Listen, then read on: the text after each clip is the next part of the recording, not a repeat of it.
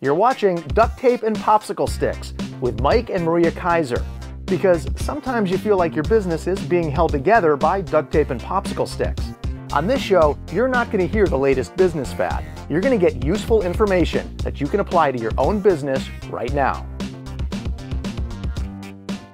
Hello and thanks for watching another highly questionable episode of Duct Tape and Popsicle Sticks. I'm Mike Keiser, along with a woman who has found 875 uses for coconut oil, Maria Keiser.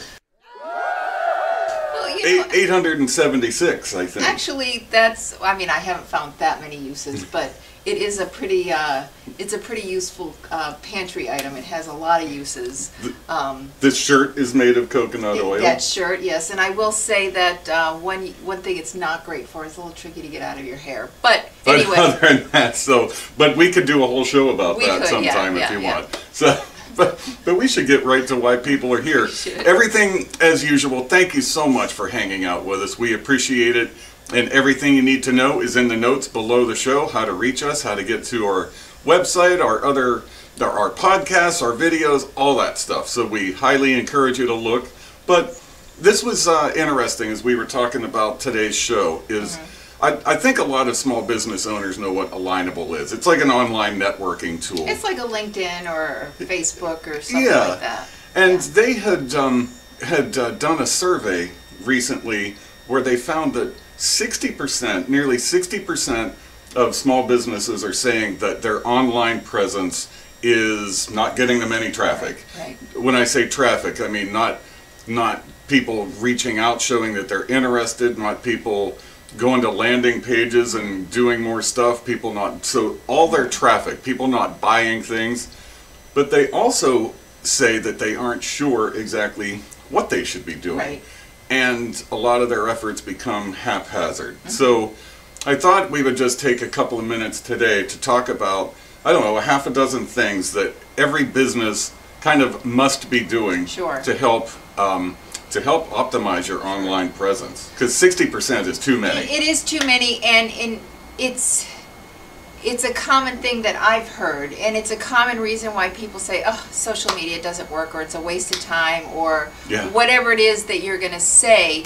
But it does work, and here are some things you can do to help keep that momentum going and help people find out more about you. So the number one thing that you want to have, because you'll have your pockets of time where you're inspired and you'll be like, oh, all these things I want to say, but you can't post 20 times in one day and then not for the next 60 days, right? So have a platform where you can schedule posts to go out. Now, I know Facebook has something, but now you're going to Facebook and you're going to LinkedIn, you're going to Twitter, and that's going to take a lot of time. So have some type of a software that you can put a bunch of stuff in and schedule it out. So there's things like HubSpot, Meet Edgar.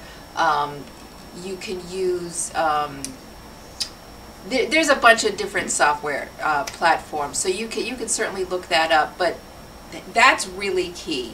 And then another thing is think about what people are asking you about when you're meeting your customers, because you really want to attract more customers. Let's face it, you're not just on social media so you can just educate the world and not grow your business. So think about those questions that are commonly coming through and create content, create posts that back that up. So so the first thing you brought up is have a platform to regularly post. Right. But now you're kind of getting into what people call search engine optimization. Right. Which you can pay to have done. You can pay to have it done. But there's some organic things you can do too. Right. And so with that, you want to be easily found, and you want to be found to be the expert on whatever topic that you sell your services based on. So if you sell marketing, then you would want to create content that talks about marketing, but talks about marketing specifically from what your customers are looking for. Precisely. And different things like that. You also want to think about other ways you can repurpose that content. So another great way is through email marketing. You know, email is now, this is a list of people that know your name, that have done business with you, that know you at some level, and send them this content. And people are too easily dismissive of email right now, if you ask me. People are talking about, oh, it's too old school, or it's too invasive, but email still works. Yeah. It still absolutely works. Yeah, it definitely does. So don't discount that, and that, once again, if you had a constant contact or another software, you can create 3 or 4 emails in one sitting and schedule them to go out at different times, so you don't have to be sitting at your desk, every day doing stuff. Right. Or, I mean, you could just hire a company to do that for you. You can. We happen to know a good one. But email marketing, also one of the things that helps boost your online presence is when you link back and forth with others. So let's say you wrote an article and some other website posts your article, link to your own, and vice versa. Other people's content, if you link it on your website, Google really likes those things. Google loves live links. Right, because then it's telling Google that this is real and it's active. Right, right. And you mentioned social media marketing, social media advertising. That's another way to boost your online presence.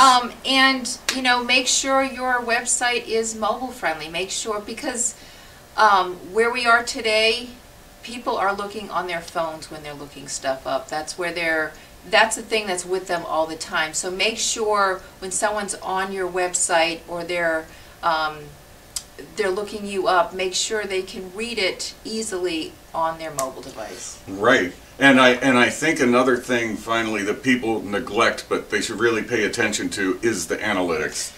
Is work with your web hosts. They can give you all the analysis on how many people visit, how long they stay, where to find that information.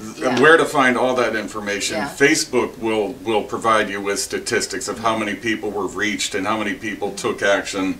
But you got to know what's working and what needs to be tweaked. Yes. And sometimes people will engage in things and realize later that their target audience is searching for something entirely different, and they've just wasted a lot of time and money. Right. So we could go on and on and on, but there are ways that you can make that online presence bulkier and more worthwhile to your end user. That's right. Yeah. And now I think we have to go and get started on that coconut oil soup that we're having for dinner tonight. So, hey everybody, thanks a million for hanging out. We appreciate it every time. We love to hear your feedback, so let us have it. But in the meantime, you have been watching Duct Tape and Popsicle Sticks, where we make your business better 3 minutes at a time. Ciao for now. You're watching Duct Tape and Popsicle Sticks with Mike and Maria Keiser.